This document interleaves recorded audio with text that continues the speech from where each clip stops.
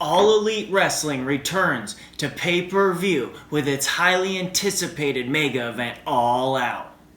Kenny Omega clashes with Pac in a dream match. Cody Rhodes attempts to avenge the chair shot heard around the world when he takes on Shawn Spears. The Young Bucks clash with the Lucha Bros in ladder match Insanity. And the first ever All Elite Wrestling World Heavyweight Champion will be crowned when Chris Jericho goes one-on-one with Hangman Page. August 31st, 2019, this is AEW All Out.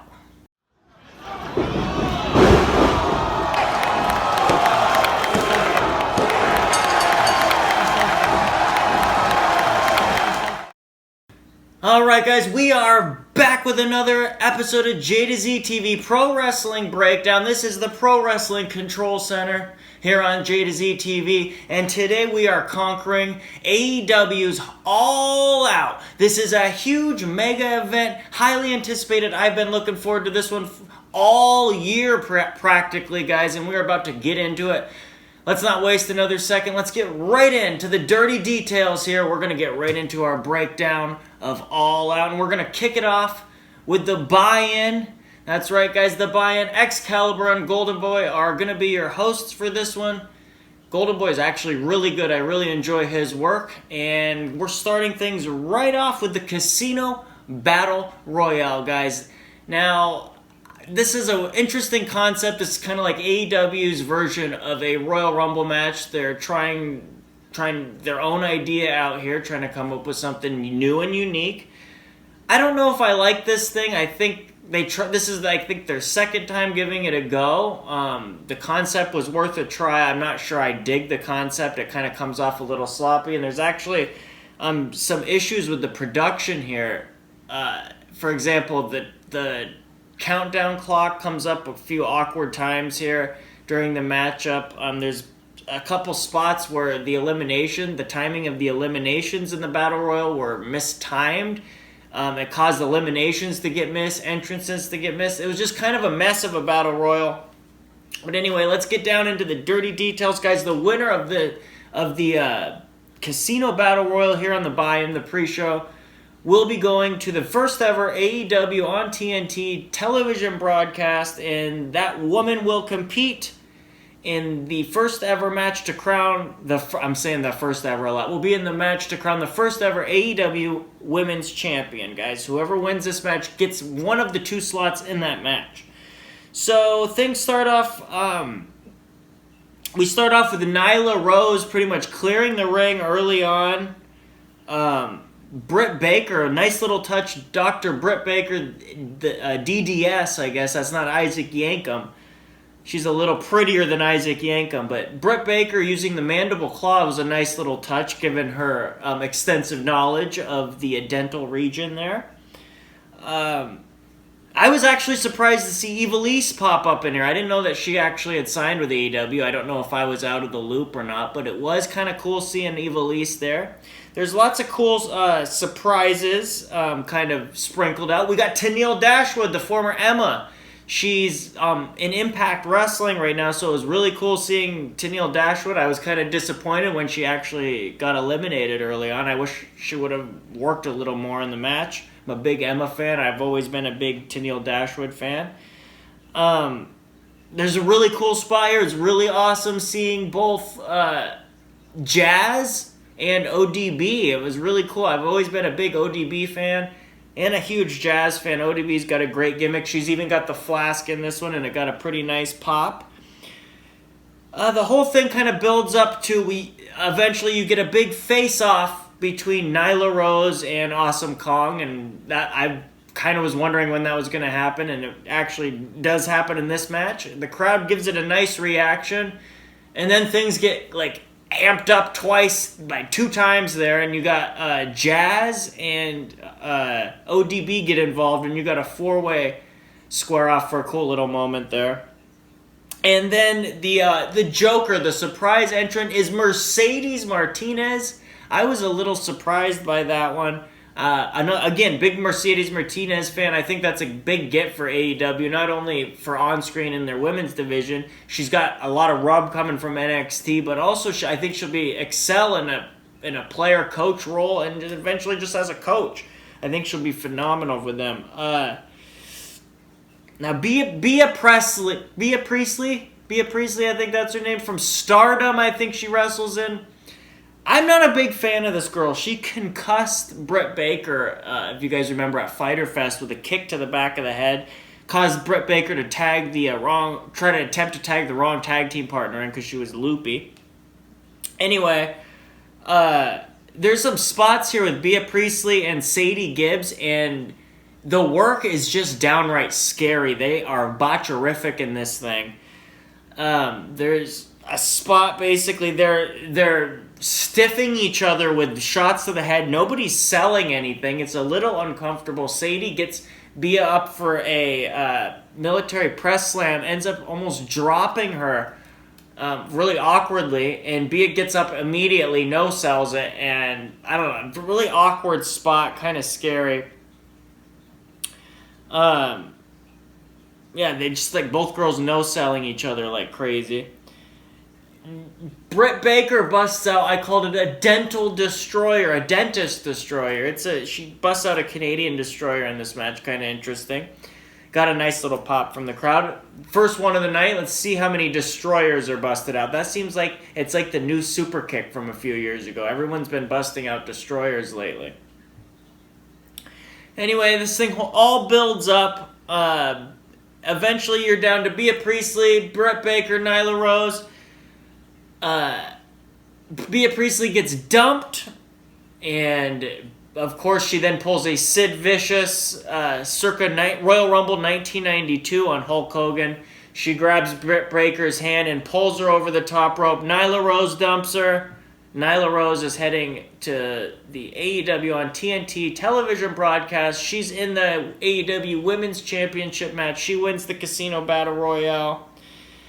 I think they did a good job of building Nyla up. She lasted the entire Battle Royal. She got a lot of eliminations in. Good work there.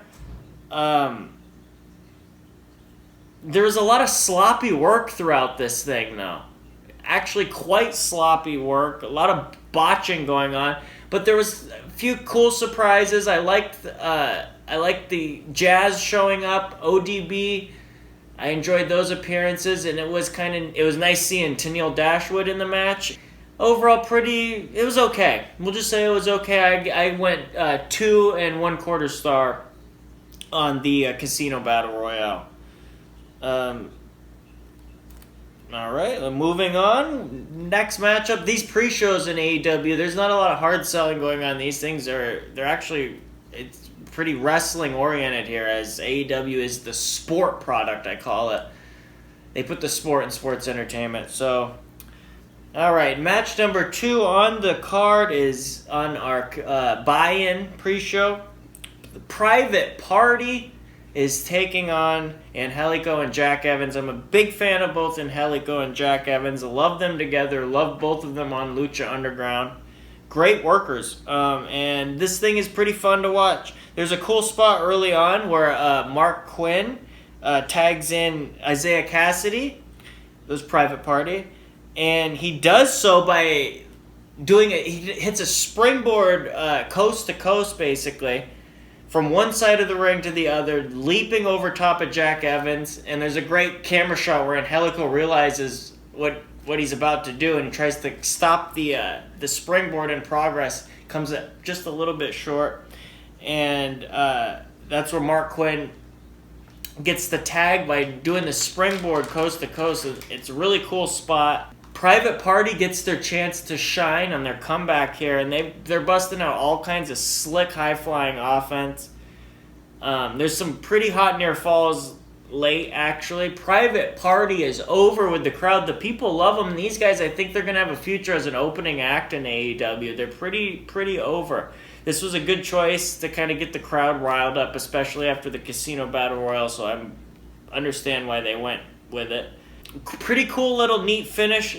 The finish sees Jack Evans. He's perched on the second turnbuckle, and he gets hit with a reverse Rana. They botch it slightly, but they still manage to pull it off. Then he's hit with another inverted Rana immediately, and Angelico gets launched from a top rope Rana into a cutter. 1, 2, 3. That's it. Private Party goes over. I was kind of shocked with the finish there, but I like AEW trying to get over their own talent. This was a pretty fun, fast-paced spot fest. I enjoyed the heck out of it. We're gonna go 3.25 stars on it. Nice match, fun match. Big Jack Evans and Angelico fan, and I thought they gave Private Party quite a bit here, and I thought they did a good job of making them look good. Post-match, we get the handshake spot. Nah. It only lasts for a second. Jack Evans is kind of a scumbag, and he lets it show here. Boom. They turn on Private Party after the handshake, after the match. They beat him down. Look, I want to see more matches between these guys. This is pretty fun stuff. What's kind of funny is then Angelico and Jack Evans are bombarded with "Party Pooper, Party Pooper" chants right after that. So, cool little chant there. Private Party, good little tag act, great match. I like the tag division being highlighted a lot here in AEW. I like matches being included on the pay-per-views with just tag teams against each other. That's something that you see old school that doesn't really get incorporated a whole lot anymore. So, I hope they do a lot more of that moving forward. Alright, then we get a pretty cool little vignette for a debuting wrestler named Wardlow.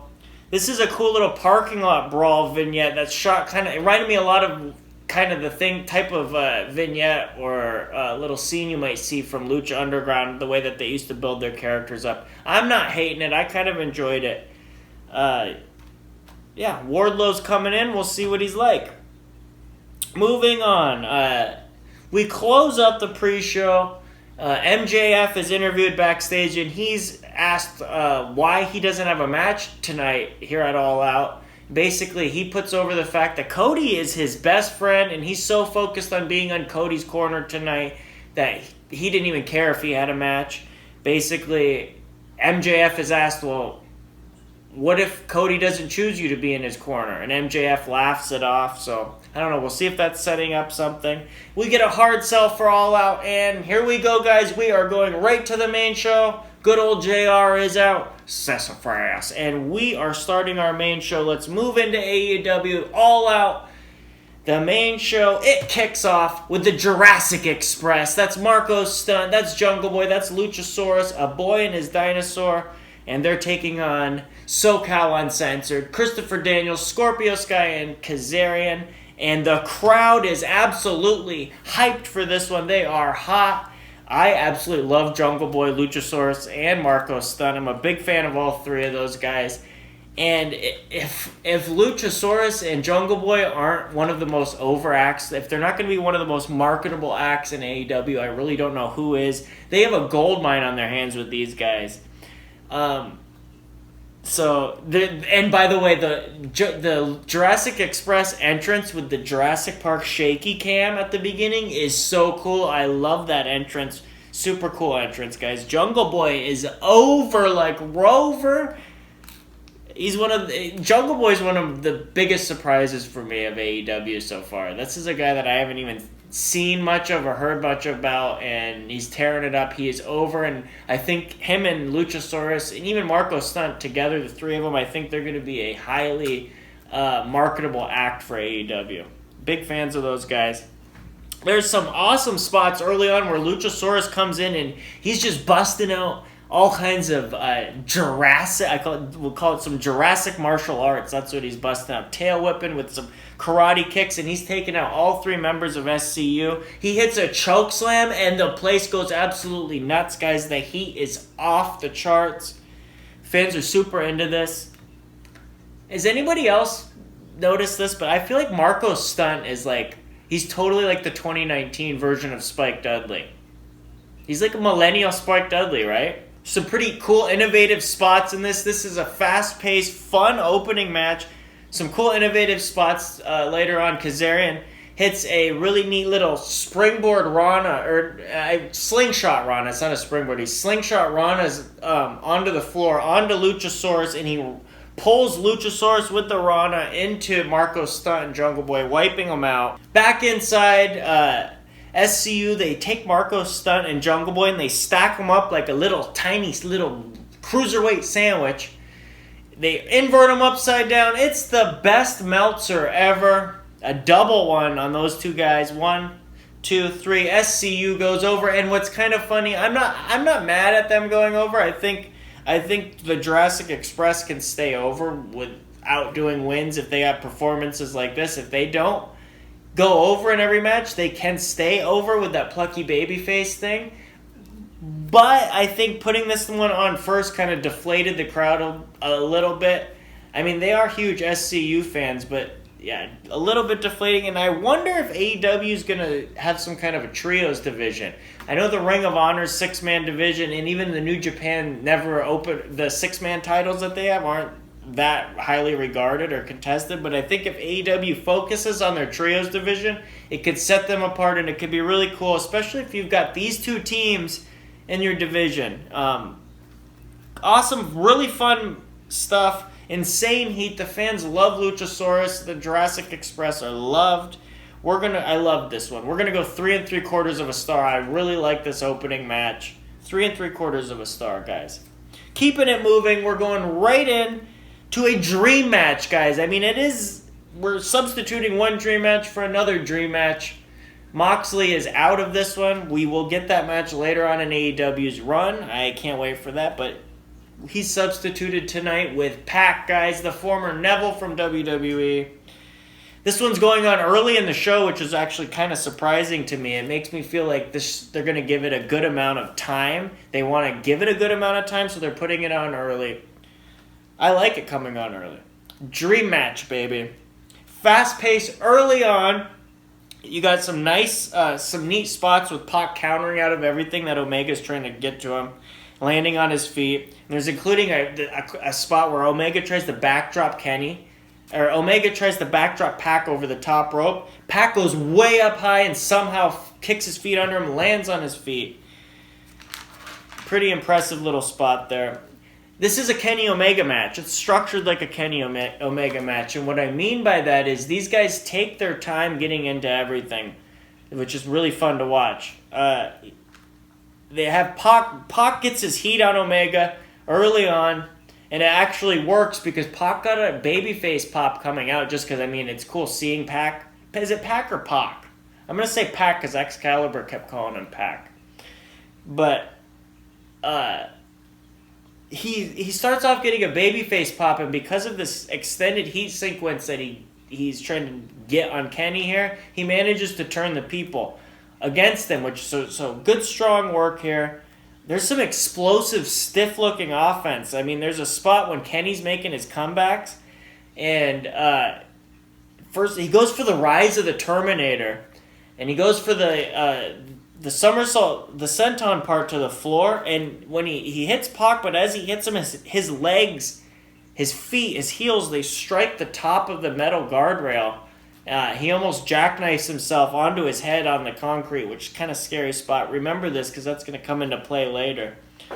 And then he gets him into the ring, and then Kenny actually snaps off this missile drop kick to the back of Pac's head that it looks like it dang near decapitates him. It's so stiff. And he practically lands on top of him after that. And then right after Kenny hit the guardrail, I'm thinking AEW might need to move their guardrails back a little bit. Because right after Pac hit the guardrail, after Kenny hit the guardrail, Pac goes up for, he looks for a moonsault onto Kenny.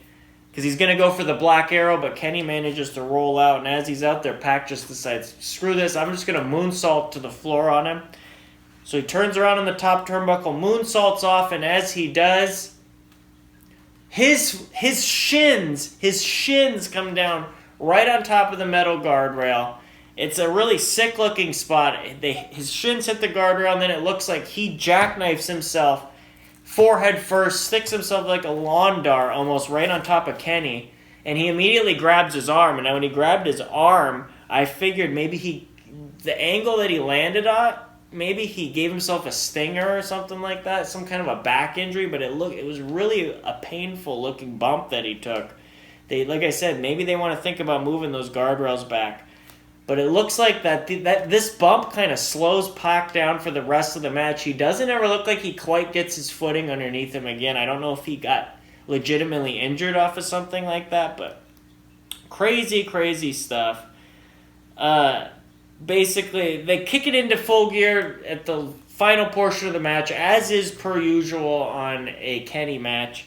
The near falls are coming. Pac is barely surviving every little thing that's dished out to him, and he's taking some sick neck bumps here, like the Snapdragon right on top of his head. It sort of gets me concerned about after that big top rope bump to the floor where I think he might have sustained a stinger there. Yeah, it kind of gets hard to watch. It even looks like Pac is running out of steam during the match. There's a segment where him and Kenny are slugging it out, and Pac can barely stand almost. Big kudos to him because it looked like he really didn't lose a step, though. It just looked like he was... It's hard to explain. He didn't lose a step, but it didn't look like he had everything either, if that makes any sense. Anyway, the finish kind of comes out of nowhere. Kenny goes for the one-winged angel. He's got Pac up on his shoulders, and Pac counters with the brutalizer. That's the Rings of Saturn move that he's used so often on 205 Live. And Kenny passes out. What a finish. It's a shocking finish. The fans are shocked. I was kind of shocked, but I like the story they are telling here with Kenny just not being able to find his footing in AEW so far. This is how you tell stories through in-ring competition. I love what they're doing. There's an infinite amount of storytelling potential here. And I like the way that they're harping onto this. Not only that, but the finish sets Pac up too for later on in AEW. If he's going to do more work here in AEW, he went over Kenny, arguably the ace. He's not having the ace status handed to him yet in AEW. He's going to have to earn it. I like the work here. And this match here, not only do I like the storyline, but the work here in the Kenny and Pac match was awesome. There's almost impossible standards to living up to here, but it was a great match, solid, stiff match. This was a Kenny Omega style match. And I wonder if Pac didn't take that awkward bump, if maybe things would have kicked into another higher gear, but as it was a great match. We're going to go 4 1/4 stars. And now, for something completely different, it's the Cracker Barrel Clash with 3 of my personal favorite professional wrestlers. It's Darby Allin versus Joey Janela versus Jimmy Havoc. This is the death match on the show, guys. I love the variety show take on AEW. Pro wrestling is not just about one style. It's about all of the styles. That's what I like about Major League Wrestling and their fusion show also. I like the concept of blending all these styles and sizes and types of wrestlers together. So I like the inclusion of the death match on the show. Not only I'm a Joey Janela mark. The Bad Boy's one of my favorite wrestlers in the world right now. I love Joey Janela. I'm a big fan of the dude. And Darby Allin, after his performance against Cody, is winning me over. And also seeing him in the Wrestlers documentary series on Viceland. Darby Allin is this generation's Jeff Hardy. I firmly believe that. He reminds me of Jeff Hardy so much, and hopefully he doesn't have the same pitfalls that Jeff Hardy had in his career. Darby Allin's one to watch. Alright, these 3 guys are not going to waste any time. It's the Cracker Barrel Clash, and sure enough, Jimmy Havoc gets the plunder, baby. He gets it out early. He's got a chair, he's got a table, and he's even got a staple gun. And this is not going to be your normal match. We see this right away. Jimmy Havoc, he takes the staple gun to himself and staple guns himself. That takes a special dude to be able to do that. The sick, innovative spots are all over this thing. The imagination of these guys, you got to give them credit. This is some really imaginative stuff. It's a perverse, sick imagination, but come on, that's an imagination in itself, right? A match like this, the Cracker Barrel Clash, these death matches, I liken these to horror movies, right? horror movies can be high art when they're done the right way. I think matches like this can be high art when they are done the right way, and they can be a lot of fun, just like a good horror movie.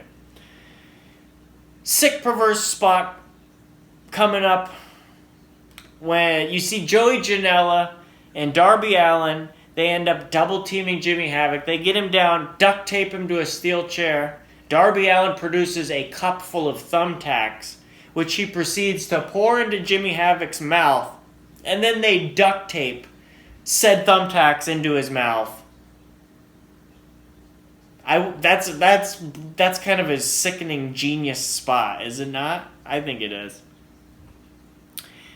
Not only that, but then Darby Allin ends up going up to the top rope and somersault planching down to the floor onto Jimmy Havoc as he's sitting in that chair, duct taped, thumbtacks in his mouth.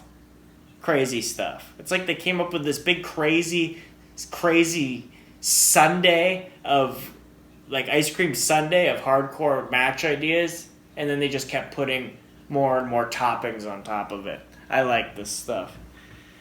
All right, there's Joey Janela busts out an Emerald Frozen onto Darby Allin under the ring apron. Sick spot, and big points for Excalibur, my boy Excalibur, for calling the move by its proper name too. Thank God for Excalibur, guys. And Excalibur's on his game. He's even right after the Emerald Frozen, he's out there saying Joey Janela. Joey Janela is a bad, bad boy. I love the Despicable Me reference. And then, again, we're talking about sick ideas. Jimmy Havoc ends up getting an envelope or a piece of a laminated AEW card, and he's ripping it across the webbing in Joey Janela's mouth there. He's using it on his fingers and just paper cutting him. Sickening spot. It elicits such a groan from the fans. You'd think Mick Foley got thrown off the Hell in a Cell again. It's just a visceral reaction that everybody can kind of relate to. It's like you don't always have to do the most insane things in wrestling. Sometimes the most simple pain that people can relate to, psychologically, that's all you need to do. I like that spot a lot, especially in the context of this match. Joey Janela busts out an amazingly sick sunset flip powerbomb too. He gets a running head start before it onto Darby Allin, and they go through a table on the floor. But Joey Janela's riding Darby up high on this one, and it's almost a scary bump, but Darby looked like he ended up okay on it. Cool looking visual. Then Joey Janela tries to follow that up with a top rope moonsault to the floor, and this was sickening because Havoc just moves and Joey Janela takes the flat brunt fall of right under the ramp, legs first, knees first. That made my knees ache watching that because he hits the steel ramp on those. And Janela crashes hard down here. Very, very hard. And then talk about creative spots. Back inside the ring, Darby Allin produces a skateboard that has thumbtacks lining the bottom of it. He takes this thing, this is, again, genius. He takes this thing and does an ollie off the top rope onto Janela's back, sticking the thumbtacks into his back with the thumbtack skateboard. I actually think I saw Darby Allin selling that skateboard on Twitter. I think he got $1,000 for it on Twitter earlier. It was really cool little spot, really memorable. And then we see Darby Allin. And in another insane spot, he's got one of those big prop Cracker Barrels that are at ringside. He picks up one of those wooden barrels. He lays Jimmy Havoc onto the steel stairs, and he proceeds to go up to the top rope. He puts that barrel behind him, and he goes for that insane coffin drop, that plank that we saw him use against Cody at Fyter Fest. But Jimmy Havoc moves, and in an insane bump, Darby Allin crashes onto the steel stairs, goes right, that barrel just explodes underneath him, and it's absolutely insanity. And back inside the ring, another barrel gets introduced. Joey Janela ends up getting superplexed down through it, leg first. Jimmy Havoc finishes him off with the Acid Rainmaker onto the remnants of the barrel. I'm speechless after this one. This was perverse genius. This was sickening, sadistic fun. This was three guys leaving it all on the table. These are three guys on their pay-per-view, a national forum, a national stage, trying to make a name for themselves with their bodies. And I loved this thing. Loved this match. Darby Allin, you guys, is the next Jeff Hardy. I'm telling you. Darby Allin is going to be one to watch. Insane match. I loved this match. Insane bumps, memorable stuff. This is one you could put on with your friends, even if they're not fans of wrestling. And you guys are going to have a good time watching this. We're going to go 4 stars. This is an excellent brawl. One of the best I've seen in a long time. Alright guys, next up, the best friends, Chucky T and Trent, are taking on the Dark Order, Evil Uno, Stu Grayson with the Creepers. And the winner of this match is getting a bye in the AEW World Tag Team Title Tournament. Let's get right to it. The Dark Order, they get a lot of heat online, and I think it's a little unfounded. The gimmick is kind of corny, but I've been a big fan of this former Super Smash Bros. Since their days on the Indies. I think they're a really good team. They're good workers. I think the kind of corny gimmick saddles them a little bit, but they get a little bit too much hate on it online. The best friends, we all know they're just simply awesome. They are a great tag team act, and I think they have the best entrance video in all of AEW. Like I said, I love that the tag team division is getting a spotlight on this show, and that they're including tag team matches that don't necessarily have, that are non-title matches, basically. Including matches outside of just the title match really puts over the importance of the division. I love that little booking tidbit. These teams waste no time getting right into it, and Trent and Chucky get a huge pop after they clear the ring off of a hug. And the production is absolutely awesome on this hug, guys, because they get the Okada Rainmaker zoom out treatment. If you guys have seen when Okada does the Rainmaker pose in New Japan, the way that the camera pulls out martial arts style zoom, that's what goes on right here when Chuck and Trent hug it out. It's a really cool little spot. It definitely feels like the crowd's recovering from this emotional high they had with Kenny. Not only Kenny and Pac, and the Cracker Barrel clash that happened just before this, which were both insane matches. But the fans were like way up here for that opening 6-man tag with the Jurassic Express and SCU. So this is kind of like, they're kind of coming down a little bit so that they can go back up later. So the crowd is a little bit dead here, and I don't think that can all be blamed on the Dark Order.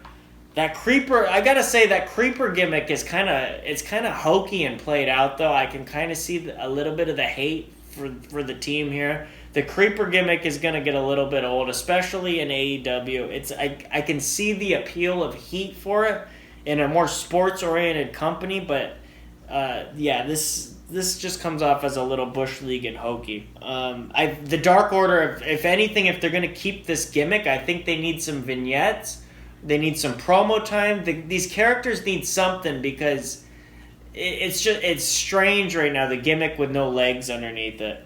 This thing goes on a little bit long. It's good work. Nothing to be ashamed about from either of the teams involved. There's nothing sloppy. Nothing gets botched, really.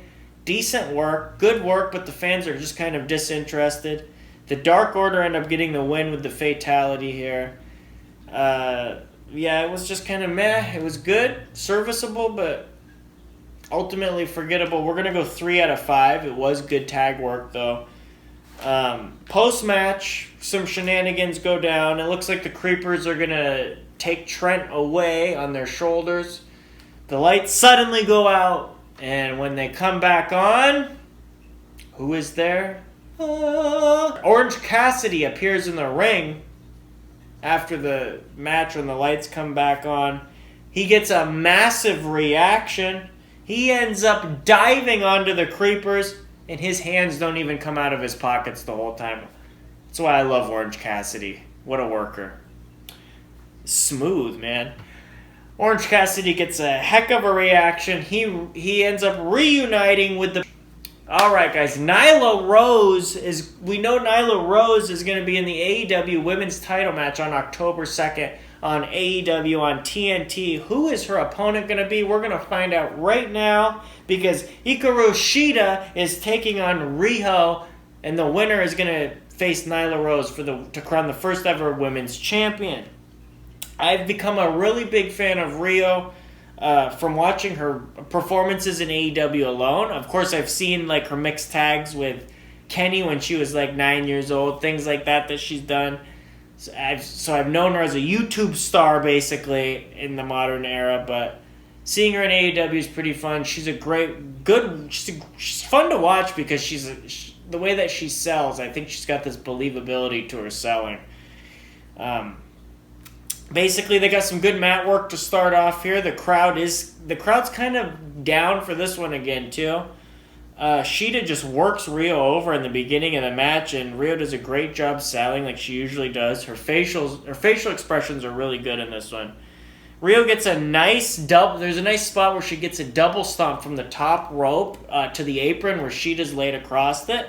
Cool little spot. And then Shida ends up coming back with a nice deadlift suplex. While she's on the second rope, she ends up deadlift suplexing Riho from the apron all the way into the ring. Cesaro used to do that spot in WWE, and I've always liked that spot. It's pretty impressive. I like the way that they built to the finish of the match, where they had Riho continually going for roll-ups during the matchup, just random roll-up pinfalls throughout the match, all kinds of variations. It made sense given her size, and she was unable to get any offense going with Shida because Shida's size, obviously she was bigger.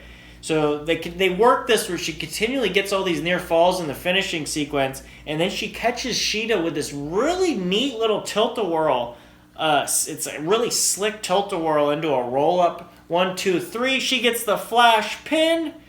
Riho will face Nyla Rose to crown the first ever AEW Women's Champion on October 2nd. It went a little bit long. I think they got a little bit too much time here, but it was technically sound and actually logical and pretty good. I like the way that they built to the finish and ended up with a good payoff. We're going to go 3 stars on this one. Like I said, I think they went... I think it's interesting because I think AEW is trying to train their audience to expect longer matches here. And the work is all good. It's just that some of these matches, like I didn't expect Riho and Shida to get as much time as they did, and I wonder if that's the WWE conditioning me for that. Just what I've come to expect on the way that their shows are built. You can sort of tell which matches are going to get more time than other matches, and I like how AEW is sort of training their audience to expect longer matches. So as we keep the show moving on, they're preparing for Cody versus Shawn Spears next, but there's a funny moment where Earl Hebner, the camera is on the announce booth here, JR, Excalibur, and Golden Boy, and while the camera is on them, you see Earl Hebner making his way to the ring and down the ramp in the background, and this guy is milking the pop that he's getting. He's putting his hands up in the air. He's getting this big reactions. He's trying to get heat from the crowd. Just kind of made me laugh a little bit at Earl Hebner there. One of the best refs of all time. They're one of the most recognizable, right? He's a referee of all of our childhoods, pretty much. All right, next up, guys. This is a highly built match, highly anticipated. One of the most built-up matches on the entire show. Cody's taking on Shawn Spears, and Shawn Spears has got Tully Blanchard with him. Spears gets a very neat little entrance here. He's got just a simple spotlight on him, and he's sitting in a steel chair, and he's even sporting some really cool-looking white contact lenses. It gives him a kind of a neat little look here. Cody gets a Star Trek-themed entrance, and his pyro goes off and scares the crap out of poor Pharaoh, his little dog Pharaoh, dude. Yeah, Pharaoh is visibly shaken up the entire way down the aisle. It's actually not very funny, but it's kind of an awkward moment. We're getting into this one right away. Cody dives right onto Spears to start the match, and it makes sense given that this is Cody trying to avenge that vicious chair shot to the head heard around the world when Spears busted Cody open with that chair. So we're getting right into it. There's a lot of vengeance to be had here. Cody's out to get his pound of flesh. He's leaping onto Shawn Spears on the floor, guys, and pretty soon these guys are brawling up through the crowd, and the fans, they love Cody. This guy, he's like a savior to them. He is over like Rover. Crowd is into Cody. They're eating everything up. Sadly, this match actually falls apart as Shawn Spears takes over, and he's supposed to be getting heat on Cody. It's like this match was built up so much, and I don't know if Spears doesn't have the offense or what, but things just fall apart. And it almost looks like they're lost. It's just very sort of meh as Spears takes over, and even the crowd is kind of losing interest with his offense. Tully Blanchard gets involved, though, and it was really fun. It's really neat watching Tully. Tully takes a punch from Cody and even takes a bump. Tully is an old man, and this he still goes right into there's a certain way that Tully Blanchard used to walk. If you watch this, you'll see what I'm talking about. A certain way he used to walk, a certain way he used to throw his stomps, and basically move. Like Steve Austin used to have a way that he moved.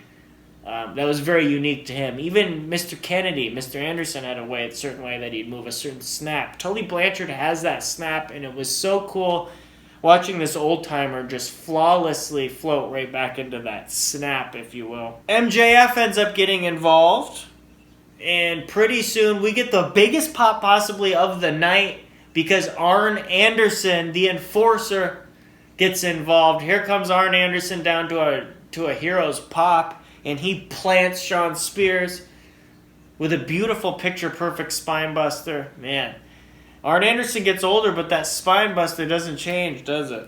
Tully Blanchard just sort of wanders off, which was kind of odd. Arn Anderson just heads right to the back, and Tully kind of is following his ex-Horseman and Brainbusters partner, like, what's going on, man? What are you doing? And then he just inexplicably wanders off. They have to split tunnels.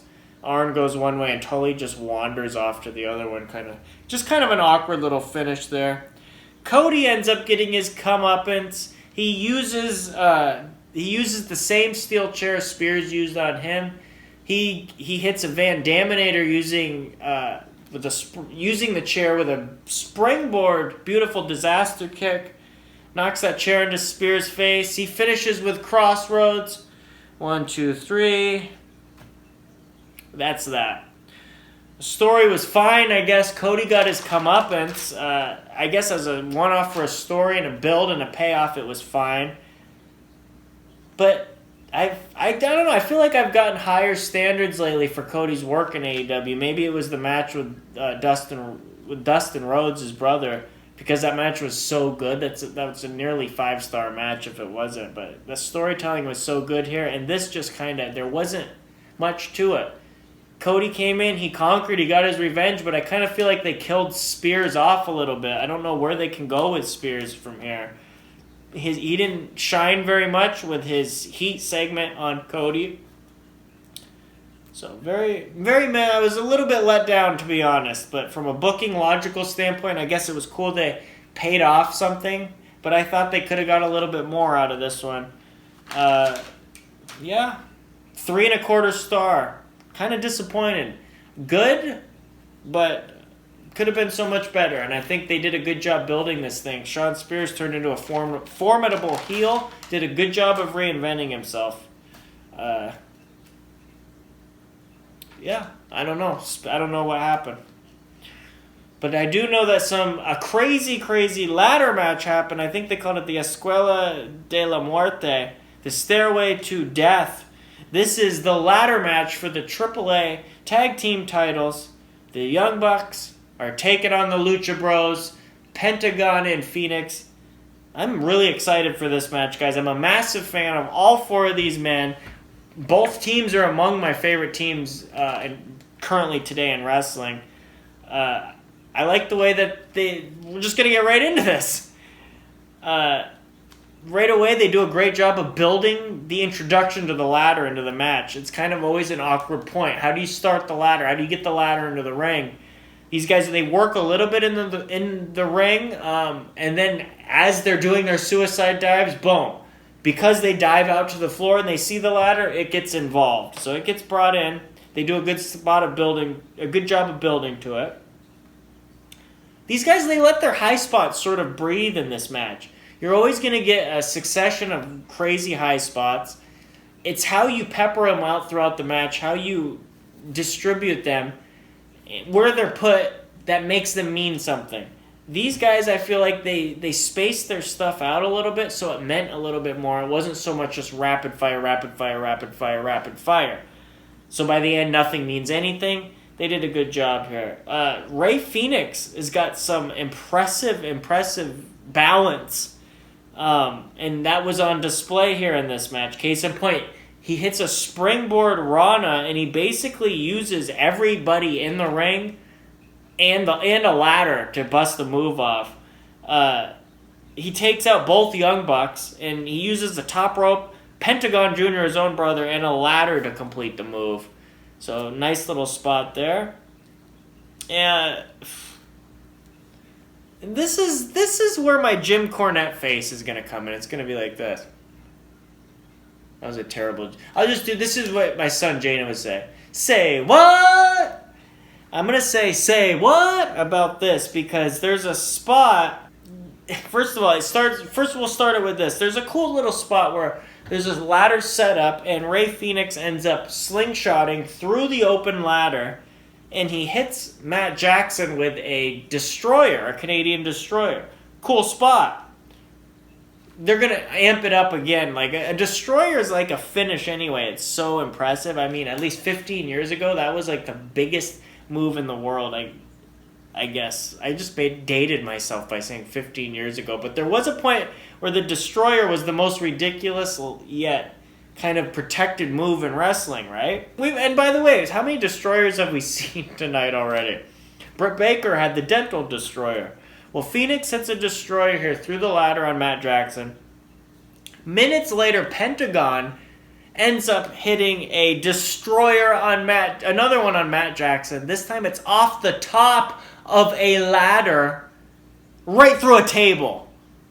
That should kill somebody, both in kayfabe terms and in reality. That is an absolutely insane bump. A pile driver through a table is insane. A pile driver off of a ladder through a table? I'm not Jim Cornette, but what the heck? That should kill somebody. Like, seriously, Matt Jackson should have done a stretcher job after that. And the silly thing about this is that Matt Jackson this is not the big final bump in the match. And I talked about how I thought these guys did a good job of basically distributing their spots and building up to them as far as importance goes and complexity. Forget, that doesn't apply to this spot. This was stupid. Absolutely stupid to do this early in the middle of the match, I felt like.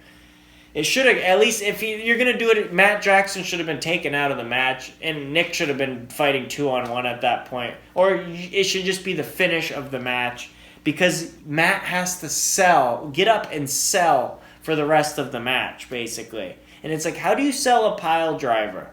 It was stupid. As I'm talking about it now, it kind of even strikes me as stupid. But there are some cool visuals in this match. We get a cool visual later on. You've got one brother from each team. You've got Nick Jackson on one ladder. You've got Rey Fénix on the other ladder. Down below them, over here, Nick Jackson's got Pentagon on a table. Over here, Fénix has Matt Jackson laid out on a table. And they're both perched on ladders outside on the floor. And these guys, they're looking at each other. They're daring each other. And boom, Fénix comes off with an Eddie Guerrero-esque frog splash. Nick Jackson comes off. They put both of their respective brothers through tables. That's a really cool little visual, a spot there. Like I said, Matt Jackson has to walk around and sell that pile driver, and it just takes me out of the match. It's silly. There is a dangerous spot at the finish of this match where Pentagon tries to push Nick Jackson off of his ladder. There's two tables on the outside on the floor. The problem is Nick Jackson's ladder is in the center of the ring, and I think he was farther out than he thought that he was. So he tries to jump off of his ladder as it's tipping over so that he can take a safe bump to the floor through the tables. But as he comes off the ladder, his feet clip the top rope, so that obviously impedes his progress in the air. He falls awkwardly through the tables on the floor. It was actually kind of a scary bump. Really almost, it was dangerous, but it looked like it got really awkward and more dangerous there. Next up, Matt Jackson's going to take an awkward bump because Pentagon tries to push over the ladder. A couple minutes later, that Matt Jackson's climbing up. Matt tumbles off and falls on top of the ladder as Pentagon pushes it over. It's dangerous stuff. There's a cool spot, and I really like this where later on, Pentagon's is almost up and he's almost got the belts, and Matt Jackson just rips his mask off and unmasks him. And what I like about it is that Excalibur goes absolutely nuts about it on commentary, talking about how it's blasphemy and it's one of the most disrespectful things that you can do. He starts talking about how they should cut away and not show him. And it's funny because Excalibur is a masked wrestler, so him being in character and taking so much offense to Pentagon having his mask taken off was a really cool little touch. This thing's crazy, though. The fans are actually booing Matt Jackson for taking Pentagon's mask off.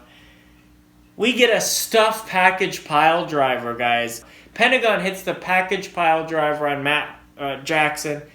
They're on a ladder bridge, basically, from the apron to the guardrail. Pentagon hits this package pile driver. Ray Phoenix spikes him with the double stomp off the top rope as he does it. This is a sick bump because in WWE or whatever, this ladder would be gimmicked and it would break right in half and collapse, right? It'd still be a cool spot. They do this stuffed package pile driver spot and the ladder doesn't budge at all. And Matt Jackson just takes a sickening bump off of it. Lucha Bros back in the ring. Of course, that's going to be it. They climb up. They grab the belts. That was a fun match, guys. There's some pretty brutal, awkward stuff in there, but it is worth it as far as ladder matches go. I have seen the best Young Bucks ladder match is easily the one against that they had with Steen and Jericho, though. All right, so Young Bucks, Lucha Bros, AAA Tag Team title, Escuelera de la Muerte. I hope I'm saying that right. We're going to go 4.25 star on this one. It was a good match. Fun match. Brutal match. Downright almost dangerous match. That pile driver spot, though, in the middle of the match was just stupid. That destroyer off the top of the ladder was stupid and really took me out of it. You put that at the end, and maybe you don't even do the package pile driver on the ladder, and this rating goes up significantly for this match. Maybe 4.75, but yeah, it's stupid. Post-match, we get a couple of masked men out in the ring wearing presidential masks and hoodies. Who are these guys? They lay out both teams. They attack both teams and beat them down. They unmasked. It's Santina. It's Ortiz. They were LAX in Impact. We don't know what they're going to be. Excalibur calls them the Bariquas. Awesome moment. The fans love it. They easily recognize Ortiz and Santana right away. This was a really cool moment. I gotta admit, LAX versus Young Bucks would be pretty cool. I'd be down for that. Alright, guys. Okay, coming in November, we've got AEW Full Gear. I guess that's going to be AEW's next pay-per-view coming in November. I actually like the name. I like the name and the logo. It kind of reminds me of an old school WCW pay-per-view in a way. And this is it, guys. The big kahuna, the grand finale. It's the main event of the night. We are crowning the first ever AEW World Heavyweight Champion. The legendary Chris Jericho takes on Hangman Page, who's going to be the first AEW World Champion. We get the video package to promote the match, and I got to say, I love that Hangman Page promo where he rips the stitch that Jericho, from the injury Jericho gave him. Hangman rips the stitch out of his own eye because he's so intense in this promo he's cutting, and he proceeds to gush blood out of this wound in his head while he's cutting this intense promo. Very reminiscent of some old school Roddy Piper promos, especially the one, if you guys haven't seen it, look it up on YouTube. Look up Roddy Piper beer bottle promo. I'm talking the promo where he smashes a beer bottle over his own head and starts bleeding hard way while he's cutting a promo. This is all-time cool stuff, guys, and Hangman Page keeping the tradition going here. We've got Hangman Page is riding a horse out to the ring. Cool but simple entrance. Very fitting of his character. Puts him over as a big deal. And not only that, but they're going for the little details here. Hangman Page's mother, his father, and even his wife are sitting in the front row. So you get it put over that this is a big deal. That AEW World title belt is so beautiful. That is my favorite wrestling belt in all of pro wrestling right now. I also really like the NXT UK, the United Kingdom Championship. That's just a classy looking belt, man. But this AEW World title, reminiscent of the old big gold belt. It looks like a classy professional wrestling belt, and that's what I like. Aubrey Edwards is our referee, guys. First female referee of a main event world title match in wrestling history. It's Girl Hebner, guys. Aubrey Edwards, let's take a second to talk about how good she is. What a phenomenal referee. She might be the best referee in the business today because she gets all the little things right. I mean, you talk about the best referees of all time, you're talking about like a Tommy Young, or you're talking about maybe even a Charles Robinson is amazing. I've come around on Charles Robinson as an all-time great. These are guys that they put over what the wrestlers do with their actions in the ring. The way Tommy Young used to put over, he'd wince, or the way he'd almost sell when wrestlers were taking offense. Aubrey Edwards does a lot of the little things Tommy Young did. She gets the little details right. I'm talking facial expressions, her placement in the ring, her movement. She's one to watch. She's so good, and I'm glad she got this spot here. All right, these guys are starting off. They're going to start off working an old school style match, pretty basic, and they're going to start off pretty slow, which is fine. There's an awesome spot early where Page goes, he goes for the shooting star press off of the ring apron. Jericho's down on the floor. The running shooting star press off the apron, and Jericho ends up catching him with a code breaker in midair. Really cool little bump and spot there. Later on, you get a little bit of wonderful continuity and storytelling. Jericho ends up with his eyes split open off of a roaring elbow from Hangman Page. Busts him open. I like Jericho getting color, but I like it also being a callback to Jericho busting Hangman open. So everything matters in this story, and we're paying off stuff here. I like the little details being enforced. This match definitely reminds me of, I'm going to call this is an old school, it's like an early 2000s to like mid 2000s WWE style main event match, which is fine because it's actually pretty good as far as that style is concerned, and Jericho structures the whole thing really logically. You got a really solid logical match here. There's a point to watch where Jericho gets heat by shoving Aubrey Edwards, and it actually it elicits a big response from the crowd, a heel response from the crowd. And Aubrey Edwards ends up standing up to Jericho and getting right back into his face. Kudos to Jericho for that little character moment there and for giving her something. Good stuff. Like I said, solid logical work throughout. They do a little bit where Page basically relies on that shooting star press a little bit too much. And Jericho ends up baiting Page in, trying to get Page to use the shooting star press. When he does, Jericho ends up getting the knees up on it. And then we get a hot false finish as Page gets a near fall off the Deadeye. Hot finish. Jericho kicks out clean. Jericho catches Page with the Judas effect out of nowhere. 1, 2, 3 for the surprising flash pin. Jericho is your first ever AEW World Heavyweight Champion. The fans are kind of a little bit shocked. I'm happy. Was there like any other choice that Jericho was going to not be the first ever AEW World Champion? Solid, good work from Jericho here. 3 3/4 stars for the main event. They didn't do anything crazy or really outside of the box, but they didn't really need to either. I enjoyed this match. I think that Heyman did a pretty good job in his first big main event on a stage like this. Jericho can still go. He can still hang, and he's got an argument for being one of the greatest wrestlers of all time, competing at such a high level and being so consistent. I mean, the dude hasn't hardly ever missed any time for injury, if any, in his entire career. All right. I'm happy with him as being the first ever AEW World Champion. Hangman Page only has... he's only got the sky to look up to. He's only got up to go. You know what I mean? There's only up for Hangman to go. His stock is going to rise significantly, and they got a lot of cool stuff for him to do still. All right, guys. The bottom line on AEW All Out. Basically, the hype kind of got out of control, especially online for this show. AEW has set a really, really, really high level of expectations for themselves. The bar is way up there. When you go back and you're looking at All In last year, you're looking at Double or Nothing earlier this year.